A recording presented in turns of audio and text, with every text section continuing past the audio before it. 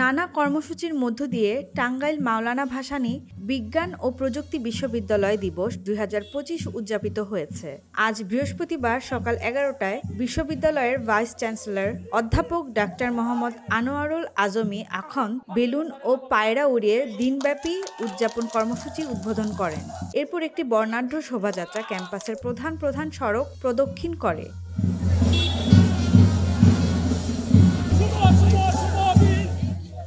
সকল কর্মসূচিতে অনুষদের ডিন, রেজিস্ট্রার, বিভিন্ন বিভাগীয় চেয়ারম্যান, হল প্রভোস্ট, শিক্ষক শিক্ষার্থী ও কর্মকর্তা কর্মবৃন্দ স্বতঃস্ফূর্তভাবে অংশগ্রহণ করেন।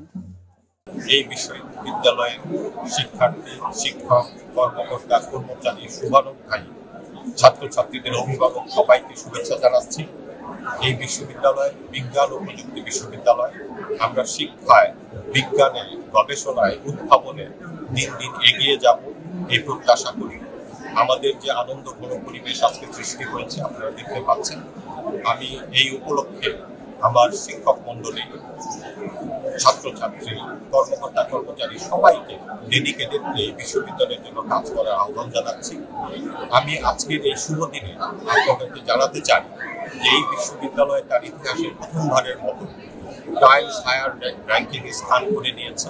আমাদের গবেষণা, পৃথিবীর যে গবেষণাগুলি হচ্ছে তার মধ্যে ৭৪৬তম হয়েছে এবং আমাদের বিশ্ববিদ্যালয়ের পজিশন ন্যাশনালি ১২তম, যে স্টেটে বা বিজ্ঞান ও প্রযুক্তিতে দ্বিতীয় এবং সারা বিশ্বের মধ্যে ১২০১ থেকে ১৫০০ মধ্যে স্থান পেয়েছে।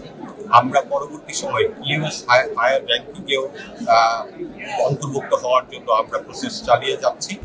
আমাদের এই যে স্বীকৃতি বিশ্ববিদ্যালয়ের ওয়ার্ল্ডে যে আমরা স্থান করে নিয়েছি, এটা একটা পজিটিভ এবং আমরা জানি আপনাদের সকলের সহযোগিতায় আমরা সামনে আরো এগিয়ে যাব।